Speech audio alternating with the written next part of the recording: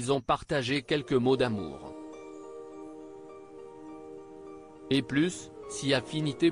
Véronique Sanson et Michel Berger ont été en couple de 1967 à 1972, et ces deux-là se complétaient à la vie comme à la scène.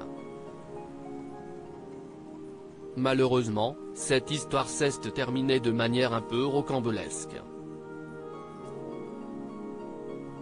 La chanteuse a rencontré Stephen Stills à l'Olympia en 1972 et elle a vécu un véritable coup de foudre alors qu'elle n'était pas un cœur à prendre.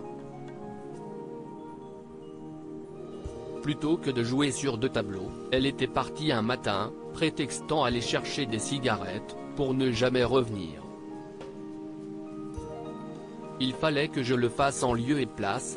Véronique Sanson avait pris l'avion pour rejoindre Stephen Stills en Amérique. J'ai ressenti un appel du large, a-t-elle expliqué, le 7 février 2023 dans l'émission En Aparté, sur Canal+.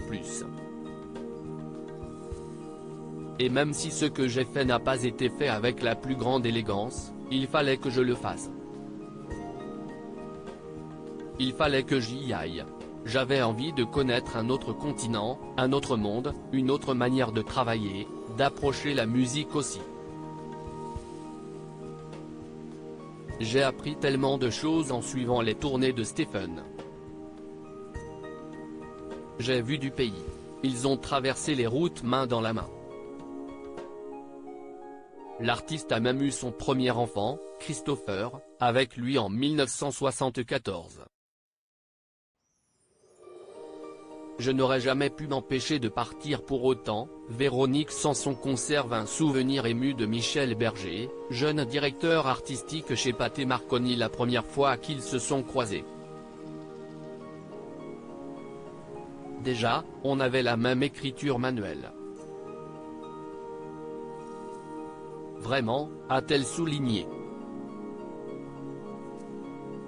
Et on avait une espèce de style en commun. J'aurais pu composer ce qu'il composait et inversement. Je ne sais pas comment dire ça, si est très complexe à expliquer. Si elle ne regrette pas son expérience américaine, ni rien de ce qu'elle a fait de son parcours artistique et personnel, Véronique Sanson avoue que si elle pouvait retourner dans le passé, elle réglerait les choses autrement. Je le referais mais autrement, a-t-elle assuré.